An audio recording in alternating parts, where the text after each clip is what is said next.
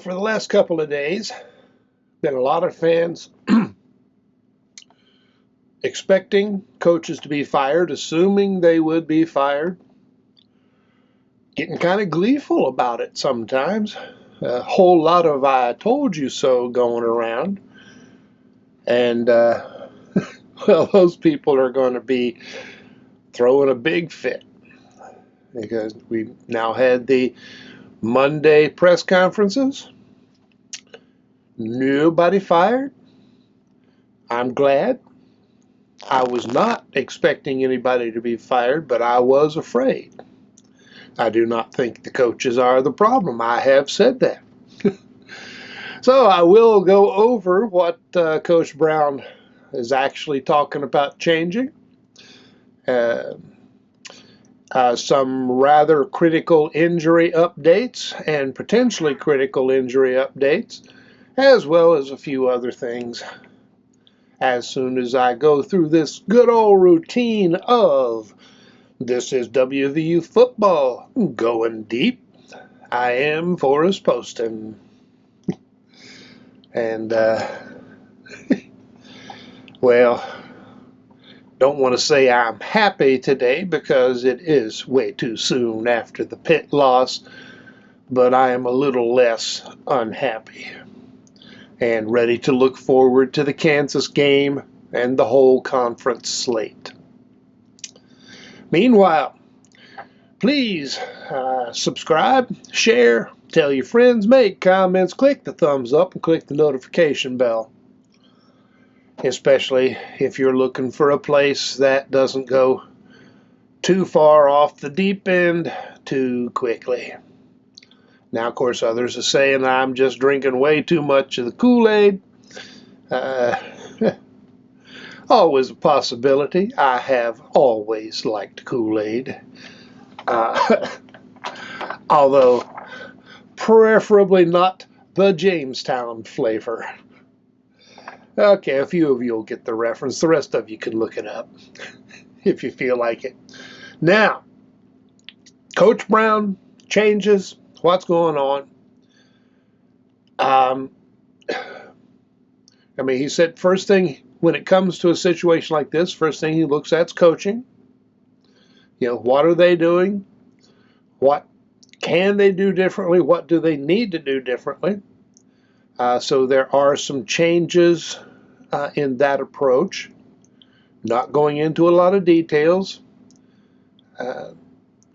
I said some of the schematics, particularly defense, but overall, they simply have to do better, more consistently. And they're also going to be changing some of the defensive schemes. And, of course, he's not going into the details on that because why tell your opponent just what you're planning to do? So I'm not unhappy about that. Some people are, "Oh, he's not changing anything. It's the same old thing." And, well, hey, just because he's not putting it in oversimplified, over-detailed terms just for you doesn't mean he's not doing anything. It just means he's not spending his whole day trying to please certain people, like, including me. He's not out to please me. He's out to do his job. And pleasing me is not his job. That's just a side effect, we hope. There will be changes in who plays how much. He said you cannot continue to reward people who don't execute. So particularly Crandall will get more snaps, hoping Jacoby Spells gets more snaps. They say he is almost 100% now. And, those who've been wondering, hold on a moment. We still have some cat complications here. But Jacoby Spells has not been playing as much as people might like because he has had to continue recovering from that spring injury. The fact that he was playing some was really more than they had expected. Might have been what they hoped for, but not necessarily expected. So Spells and Crandall will get more playing time, which probably means Garnes and Hollis get less playing time. One of the big frustrations for all of the coaches is, well, two particular. One is they know these guys can do better because they have seen them do better. I've said before, the way these guys are playing does not reflect their ability. They are making mistakes that they know they shouldn't make. But the other is the consistency issue, because for a good bit of a game, they will do it right. And then,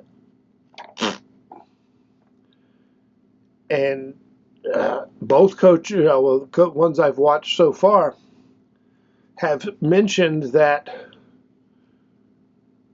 the defensive call on some of the plays that went badly, where a guy screwed up, was the same call that these players had executed perfectly multiple times in the game.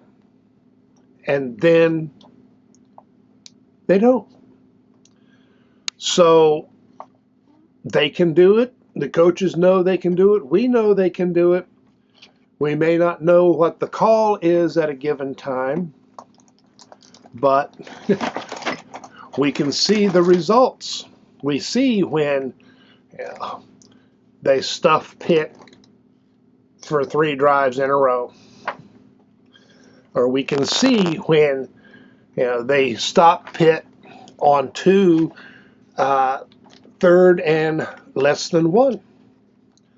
So it can be done. That's also, some people were wondering, when Pitt was down on the goal line for their last drive. And Brown, he said, hey, we'd stopped them before. Pitt is not built to be a goal line team. So he thought the chances were good.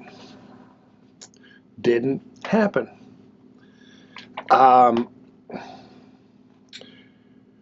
So there are no large, overt, obvious coaching changes, which does not mean there's not some internal shuffling going on in terms of who has what responsibilities, who has what level of authority.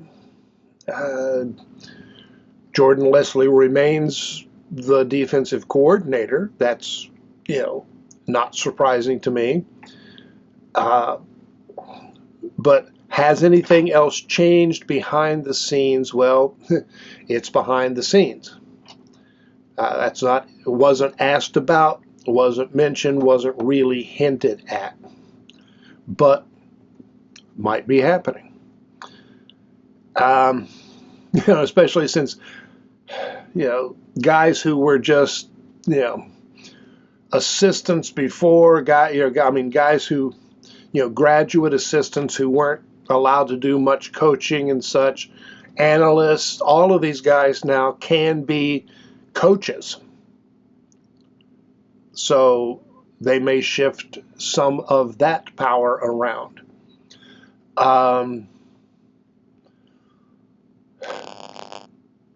Yep. Not going to go too deep into that because it's all speculation. But let's just say they may be shifting things that we're not going to easily see. Some of the media people with more access are going to be asking around. But even if they find out something, it may be a please keep it quiet situation.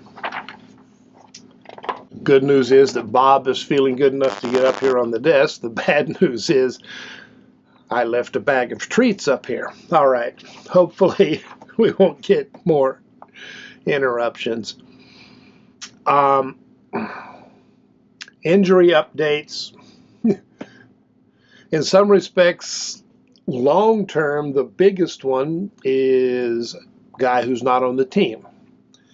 But the 2026 quarterback recruit, Brody McWhorter, who was considered just a historically good commitment, broke his leg. And I guess damaged an ankle and is going to be having surgery. He's going to miss his entire junior year in high school. And we'll have to wait and see how well he recovers. Of course, we wish him the best. He remains a Mountaineer. I mean, when he committed, he committed. I mean, he was already acting like a member of the program. And if you have that in your heart, you're a Mountaineer. So hopefully we will still be seeing him on Mountaineer Field doing some very impressive things in a few years. But now his most impressive job will be recovery. For the current team, Vesterinen is out indefinitely. A slight possibility he could return right at the end of the year. I guess he would be able to play in 2 games without burning his red shirt, plus playoff or the bowl game, and I think more than likely he is going to redshirt, which wouldn't necessarily be to his advantage to play just 2 or 3 games if it risks further injury. But let us just figure that Eddie V is also going to have to make recovery his number 1 priority for the season. Now, of course, TJ Jackson was very strong as a replacement. Seeing more of him was one of the highlights of the game, although even he made some mistakes that he knows he shouldn't have made. Also, Reed Carrico went out, I think, fairly early in the game. I think he only got 10 plays or so. Word on him is good. He's in injury protocol. And again, it's kind of difficult to hear the questions. So if Coach Brown doesn't mention the player by name in his answer, we kind of get lost. But from the sound of it, Carrico missed practice today, but is expected to be ready for the Kansas game. And that is very good. I think losing him did hurt. I need to check how many plays Beiser was in, if any, but it was mostly Lathan and Trotter. And, of course, that's not a bad thing, but both of them are coming off of injuries. And Lathan, he was good this week.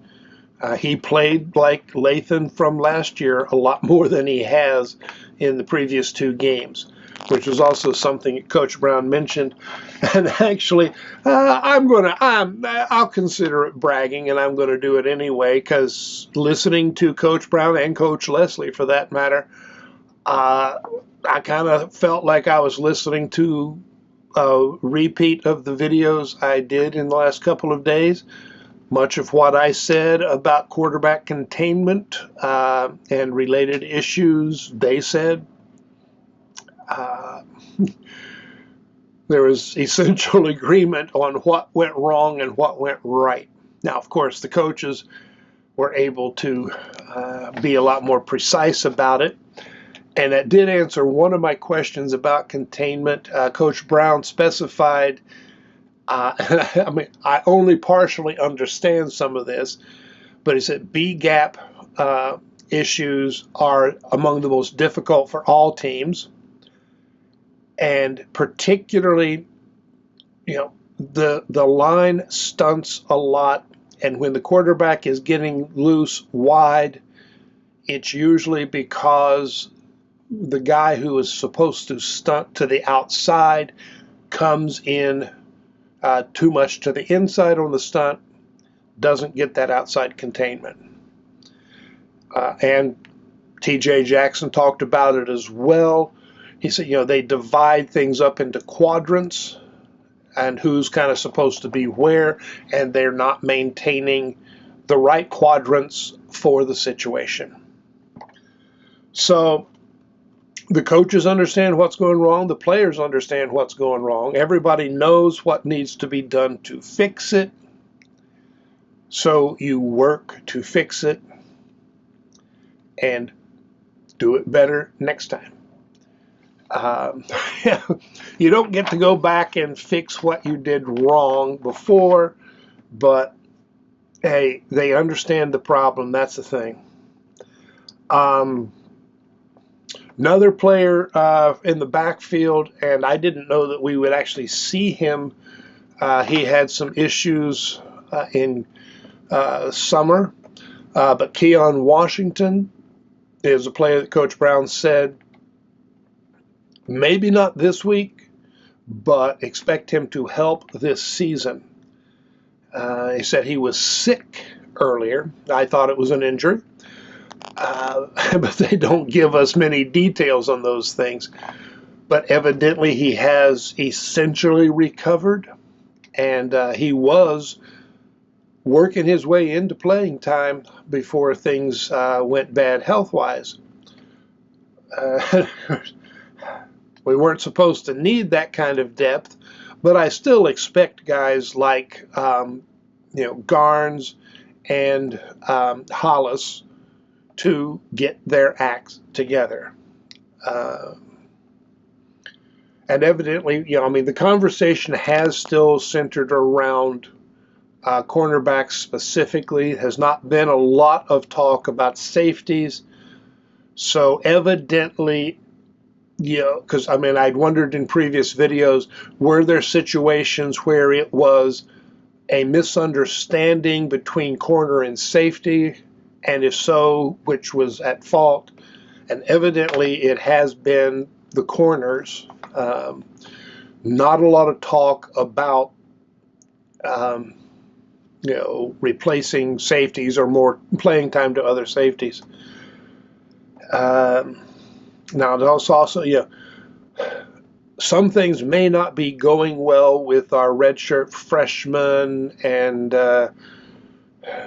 some guys are evidently not coming along as expected. Not just hoped, I think as expected. Another thing mentioned was, and Coach Brown, all the coaches talk about putting players in position to succeed, not asking them to do what they know they can't. And Coach Brown mentioned that in some cases, the call relative to the personnel in the game wasn't good. So, example he gave was if you calling man coverage when you had one or more guys in there, that man wasn't their strength. You not only have to be able to make the call, but trying to keep track of who is in the game at any given time. It's not an easy task. But I don't know specifically what they will do to improve that. But I suppose they will make some adjustments other than just say, do it better. So we'll see. Let's see. I think I have covered most of things. Main thing is I'm not going to say they know what is causing the problem. That is kind of a mystery because they know the players can do what they're being asked to do. They have done it consistently in practice. And they are doing it most of the time in games. But we're getting these glitches. And again, it's even on coverages that are calls that they execute well repeatedly in the game, and then something goes wrong. So they've got to correct that, making it go right essentially every time. And some of that is just film study, practice, determination. So for Kansas, we will see some new schemes. And of course, as fans, we probably won't know we are looking at something different. Hopefully, we will see more precision on the pressure. And the coaches, again, one of the things they repeated, we got 5 sacks. That could have had 9. And if we'd had 9, that means a different outcome. Now, Coach Brown did also say, yeah, the players should have had them, but Holstein also made good plays. But your good plays have to be better than their good plays. So, a lot of good things. I said that the last video. There's so many things they're doing well, and then a screw up. Next to last drive, perimeter blocking, and I guess that didn't see them running a lot to the outside this game, which they had done in the previous 2 games. But perimeter blocking was evidently a consistent issue. And they didn't call that many plays because don't call too many plays, you're not executing well. But that little pitch to Donaldson to start the next to last drive, they just did not make blocks, and it wasn't so much that Pitt beat the blocks as the guys just didn't make them. Difference between a big play and getting stuffed. Alrighty, I will be doing more videos as more information comes out. I may have to go in and watch some of the other videos I got coming up. It depends on some of the information that comes out. I will see whether or not I can force myself to watch some of the other podcasts. I've been avoiding pretty much all of them lately. But and then, of course, there will be the keys and questions for the Kansas game, then the live post game after the Kansas game. And we will see just what happens. And even if we can't tell what the changes are, maybe we will see the results. Let's hope so. Thanks for dropping in, and so long.